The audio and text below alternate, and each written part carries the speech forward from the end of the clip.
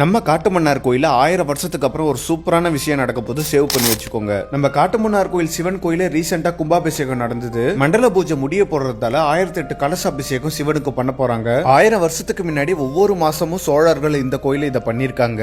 இப்படி ஒரு விஷயம் இந்த சரௌண்டிங்ல எங்கேயுமே நடக்கிறது இல்ல. எம்பெருமானுக்கு 1008 கலசாபிஷேகம் பண்றதா இருக்கு. சுமார் 1200 வருஷத்துக்கு முன்னாடி ராஜராஜ சோழனோட அக்காவான குந்தவை நாச்சியார் இந்த இறைவனுக்கு பாத்தீங்கன்னா மாசம் சங்கராந்தி நாள் அன்று 1008 கலசாபிஷேகம் பண்ணிருக்காங்க. அதோட கல்வெட்டு இங்கதான் இருக்கு. கோயிலோட பின்புறத்துல இருக்கு. அனந்த பரமசுவாமிக்கு மாதந்தோறும் சங்கராந்தி நாளன்று சஹஸ்ர கலசாபிஷேகம் மாட்டுவதற்கு பல இடங்களிலிருந்தும் பல இடத்திலிருந்தும் நிலம் வாங்கி கொடுத்தமை பற்றி குறிப்பிடுகிற சஹஸ்ர கலசாபிஷேகம்னா 1008 கலசம். ஒரு 1008 கலசத்தை வச்சு 4 காலம் ஹோமம் பண்ணி அபிஷேகம் பண்ற இந்த கிரியை தான் சஹஸ்ர கலசாபிஷேகம் பண்ணுவாங்க.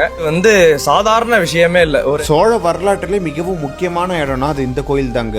முதலாம் பராந்தக சோழன் காலத்துல இருந்து ஆதித்ய கரிகாலன் கொலைக்கான சான்று உள்ள எல்லா கல்வெட்டுமே இங்க இருக்கு. நம்ம எல்லாருக்கும் பிடித்த குந்தவி பிராட்டியார் இந்த கோயில இப்படி ஒரு விஷயம் செஞ்சிருக்காங்க. இதற்காக குந்தவை பல கொடைகளை இந்த கோயிலுக்கு கொடுத்திருக்காங்க. அவங்க மட்டும் இல்ல, பல மன்னர்களும் பலவற்றை கொடுத்திருக்காங்க.